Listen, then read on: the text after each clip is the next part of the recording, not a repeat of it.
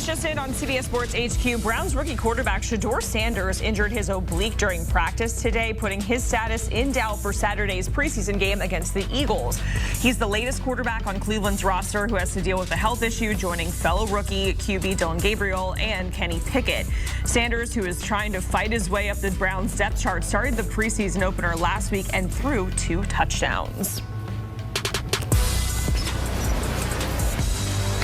All right, so the Buffalo Bills have signed running back James Cook to a 4-year extension, reportedly worth $48 million, and that includes $30 million guaranteed. So last week, the 2-time Pro Bowl back staged a hold-in at training camp as he was seeking a new contract, but progress was made on Monday, and he did return to practice. So also, by the way, that $30 million in guarantee, that is the highest for a running back in the past 5 years in terms of guaranteed money. But here's where he stacks up to all the other backs, the highest paid running backs, according to AAV in the NFL. Coming in right there with Josh Jacobs at $12 million a year. Of course, Saquon Barkley topping that list at $20.6 million a year. But here's what James Cook had to say after putting pen to paper. Yeah, we paid now, so let's go play football. All right, simple enough. Let's go play football. Let's welcome back our running back, Damien Harris. And Damien, you were actually teammates with James Cook. You know this guy, and the Bills finally agree on a contract extension. So in your eyes, how important is it to get this deal done ahead of the season for Buffalo when you think about what he means to the team? Well, first of all, Jacqueline, I gotta admit, I laughed hearing his response because I know James Cook is a man of few words, so I was not expecting him to say anything more, anything less. But this deal had to get done, and should I say, for the Buffalo Bills standpoint, more so than the James Cook standpoint. And when I look at this deal, I think the Buffalo Bills won, because when you look at it, he signed for less than the $15 million that he wanted per year, number one. Number two, he showed up to mandatory OTAs. Then he shows up to training camp, participates for 9 practices, I think it is, then decides, okay, well, wait, I want to hold in and, try to renegotiate this, but then he still ultimately signs for less than what he wanted. So to me, this is a team-friendly deal. The Buffalo Bills, GM Brandon Beane, they got it done their way. They were patient. They waited it out. And if I had to guess, just from my experience in the business, what happened was, at a certain point during training camp, James Cook sat down with his agent. His agent told him, his representation informed him, they're not going to go any higher.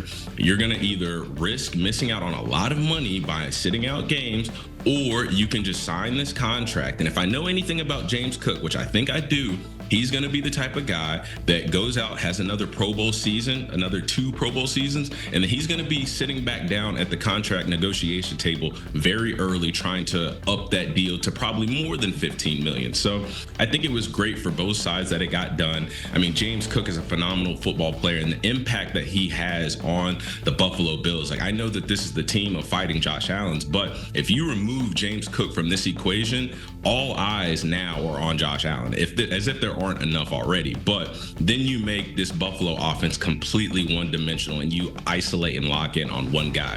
At least when you've got a guy like James Cook that not only runs the ball as well as he does, but is also a security blanket, a safety net out of the backfield, catching passes from Josh Allen. Like, that's an very important part to a team, and without him, I don't think they have the same level of success. So congratulations to the Buffalo Bills. You got your Pro Bowl running back signed to a deal, and then congrats to James Cook, because even though it's not $15 million a year, that's generational money right there that you can change the life of your families, you change the trajectory of your own life, and ultimately you get what you deserve.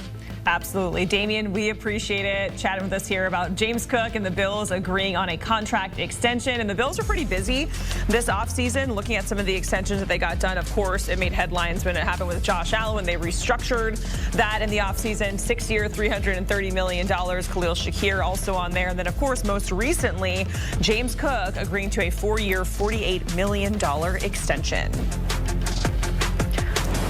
All right, let's welcome in our fantasy expert, Jamie Eisenberg. Jamie, great to see you, because we have to talk about James Cook now that he's been locked in there and all that contract business has been handled, what it means for your fantasy team. So when we're looking at the season that he had last season, we saw in Bills, history, the most rushing touchdowns in the history of the franchise. What is your overall outlook, and how do you guys rank him in terms of running backs? So, Jacqueline, I like what Damien said in regards to getting 2 more Pro Bowl seasons out of James Cook. Cook. If that happens, then clearly fantasy managers are going to be thrilled about it. The concern would be, is you referenced the touchdowns. He had 18 in the regular season, 19 in the playoff game, in the postseason. 18 touchdowns, 16 of those were rushing, which tied the NFL lead. The 2 previous seasons, his first 2 years of career, he combined for 4 rushing touchdowns. So the spike is very alarming. It's great, but it's a little alarming. Can he do it again? And so that's the biggest question, because if you were going to say he's going to get you 10-plus touchdowns, 12-plus touchdowns, he'd be talking about a top 10, not just running back, but top 10 overall pick. So for me, he's just outside the top 12. Every number, aside from the touchdowns, carries, rushing yards, receptions, targets, receiving yards, everything else came down besides the touchdowns. So I'm a little bit concerned that we're going to see a little bit more of a timeshare. I do like Ray Davis. I think he's going to get an opportunity to have some touches and some carries. So James Cook is somebody that I would take in the 3rd round. Now, his average draft position is at 31 overall. A little bit too expensive for me. I would take him more toward the back end of the 3rd round, but we're splitting hairs. He's a 3rd round pick. He's somebody that's better in non-PPR, which means where the catches don't count, better in that format, because he's not going to be as involved in the pass game as we would like. But still, this is a great situation that we got this resolved. And I do like the fact, as Damien alluded to, he showed up in mandatory OTAs. He showed up for part of training camp. And so the hold out, hold in situation, 2 years ago, we had Josh Jacobs and Jonathan Taylor miss time, and it really impacted their seasons. Yeah, I remember people, we were talking about it all the way up until, coming up to the first week, like, JT, what do we do here? I know you mentioned James Cook taking him in the 3rd round. Ray Davis was one of your sleepers, right, that we were talking about. So if we're looking at both of these guys, say if someone's picking 8th in a fantasy draft. Jamie and I, spoiler alert, have a draft coming up later today in like an hour. And a whole show about it tomorrow. And we'll have a whole show about it tomorrow on Spotlight. But yeah, say you're drafting 8th.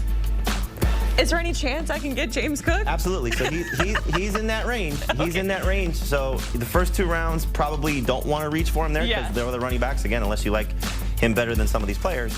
But you get to that mid-round 3, late round 3 range, that's where I would take him. Now, some people, I think our colleague Dave Richard, would take him early in round 3, and I get it. You're looking at what he was able to accomplish, and you want pieces of this Bills offense. So they're going to be very productive. But I just think if the touchdowns decline by whatever number, because they're going to come down, where does he finish? So for me, he's more of, again, a back-end round 3, a number 2 running back as opposed to number 1 guy. All right, Jamie, It's the news we've been following all morning over here on HQ. The Buffalo Bills and running back James Cook coming to agreement over a 4-year deal worth $48 million. That's according to multiple reports. The contract includes $30 million in guaranteed money.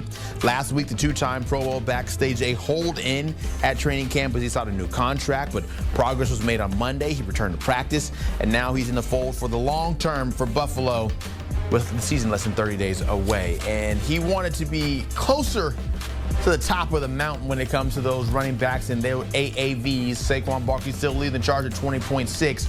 But now appearing on this full screen is James Cook, tied with Josh Jacobs at a cool $12 million per year in AAV. It has been a busy offseason for the Bills, who gave all that money, inking Josh Allen to a 6-year, $330 million deal, addressing wide receiver as well as the defensive side of the ball as the Bills look to take that next step and truly remain in the upper echelon of the teams in the AFC. Let's further the conversation now and bring in the one and only Tyler Sullivan. And Tyler, this deal had to get done. You figured the Bills want their feature running back to be happy, but are you surprised that it came together so quickly? Well, I don't know if quickly is the best term to put this under, because again, we are in August. We have a preseason game under our belts. And if you look at the other extensions that the Buffalo Bills came to an agreement this offseason, they came back in the spring. They came way earlier this offseason. So to me, it kind of felt like, was there a chance here where James Cook was going to be the odd man out? Was everybody else going to kind of be a part of this core, and James Cook was going to be the expendable player here? And when we see him back at practice this week, you say, okay, there's momentum coming. It feels like they're going to come to some sort of agreement. They ultimately do. And I think that this is the best move for the Buffalo Bills. Like you said, this did have to get done, because as much as we look at the Buffalo Bills and they are firmly entrenched in the Super Bowl conversation, I still have a lot of questions about their offense. Obviously, Josh Allen's an MVP. He's coming off one of the best seasons in his career, one of the best quarterbacks, if not the best quarterback in the NFL. But if you look at the rest of the pieces, there's a lot of question marks. Khalil Shakir, a good outlet for them at the wide receiver spot, but not necessarily one of the most highly prolific wide receivers and the most talented receivers in the NFL. You have Keon Coleman coming into his second year. Dalton Kincaid hasn't shown you that first-round draft billing that they picked him with over the last few years. James Cook is one of your known commodities, and he is someone who could take the load off of your star quarterback in the running game. Of course, 16 touchdowns during the regular season a year ago. So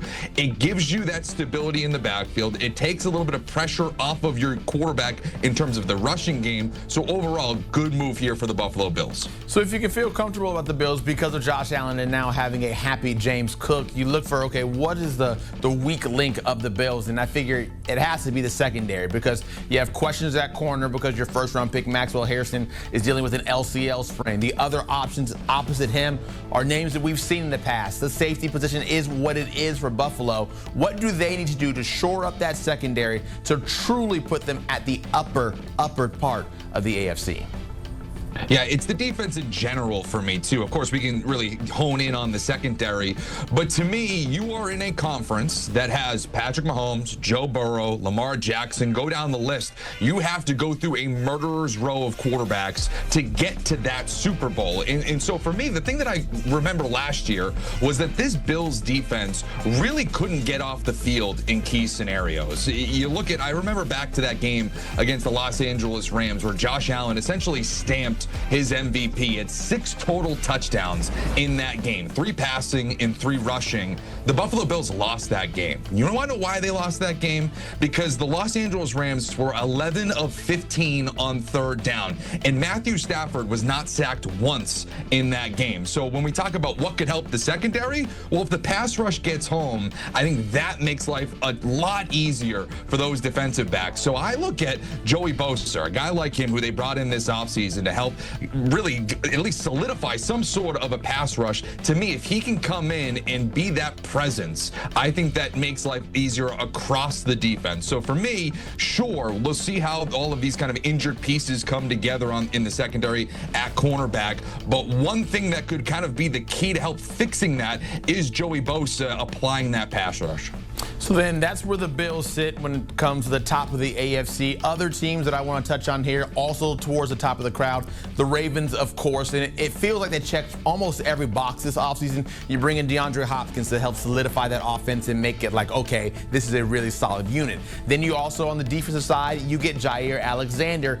On paper, it certainly feels like this is the best team that Lamar Jackson has ever had. With that in mind, this has to be the year they win the Super Bowl, right? You would think, right? But every time we talk about the team that is the best and the most talented team on paper in August, we get to February and we're like, wow, they really didn't live up to that, right? So there's still a lot of question marks here with the Baltimore Ravens. And key among them, very similar to the Buffalo Bills, is the defensive side of the ball. What are we getting from the Baltimore Ravens? What version of the Baltimore Ravens defense are we getting? Is it the one that we saw from weeks 1 through 10, where they were bottom 3rd in the NFL in pretty much every meaningful statistical category, including passing yards per game? Or are they the one that was the best in the NFL from weeks 11 to 18, where they were first in every single meaningful statistical category? You referenced it. They bring in Jair Alexander. They draft Malachi Starks in the 1st round to pair with Kyle Hamilton. That could be the best safety duo in the NFL. To me, that is going to be the key here, obviously. And when you are going in a conference, like I was saying earlier with the Buffalo Bills, with Patrick Mahomes, Joe Burrow, Aaron Rodgers in your division now, Josh Allen in Buffalo,